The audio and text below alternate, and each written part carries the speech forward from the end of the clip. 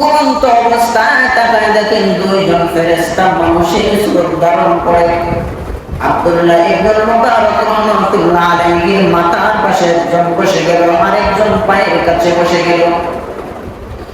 আব্দুল্লাহ ইবনুল মুবারক রাহমাতুল্লাহ আলাইহির মাথার কাছে একজন বসে গেল, আরেকজন পায়ের কাছে বসা। পায়ের কাছের লোকটা জিজ্ঞাসা করে, এই বছর কতজন মানুষ হজ করতে মক্কায় এসেছে? মাতার কাছে লোকটা জবাব দেয়, এই বছর প্রায় 6 লক্ষ মানুষ মক্কায় হজ করতে এসেছে। 6 লক্ষ মানুষের ভিতরে কত মানুষের হজ আল্লাহর দরবারে কবুল হয়েছে, আর কতগুলো মানুষের হজ আল্লাহর দরবারে কবুল হয় নাই? বলো তো দেখি। মাতার কাছে ফেরেশতা ডাক দিয়ে বলে, ভাই 6 লক্ষ মানুষ হজ করেছে, কিন্তু আল্লাহর দরবারে একজনের হজ কবুল হয় নাই।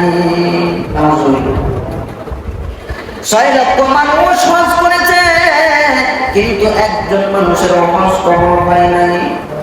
পায়ের কাছে ফেরেশতা ডাক দিয়ে বলে, বিশ্বনবী সাল্লাল্লাহু আলাইহি ওয়াসাল্লাম হাদিস শরীফের মধ্যে বলে দিয়েছেন, একটা জামাতবদ্ধ হইয়া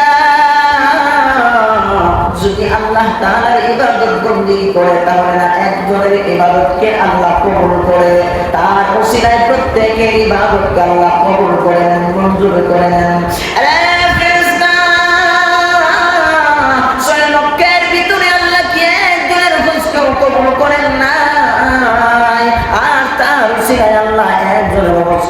কবুল করেন নাই, বলেন না এমন একজনের হজ কবুল করেন নাই। তবে সুসংবাদ হলো একটা,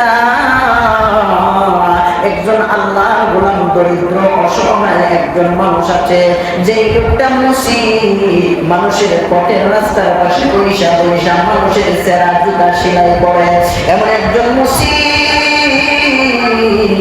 যার কারণে মহান আল্লাহ 6 লক্ষ হাজিদের হজকে কবুল করে নিয়েছেন। সুবহানাল্লাহ।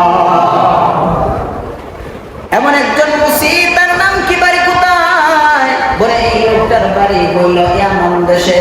লোকটার বাড়ি হইল ইয়ামান দেশে, নামটা হইল আলী ইবনুল মুওয়াফফাক রাহমাতুল্লাহ আলাইহি। আলী ইবনুল মুওয়াফফাক একজন দরিদ্র অসহায় মানুষ, রাস্তার পাশে বৈশা বৈশা মানুষের চেরা জুতা সেলাই করেন, এমন একজন আল্লাহর গোলাম, যার ওসিলা করিয়া মহান আল্লাহ তাআলা 6 লক্ষ হাজিদের হজকে কবুল করে নিয়েছেন। বলার সাথে সাথে আল্লাহর গোলাম আব্দুল্লাহ ইবনুল মুবারক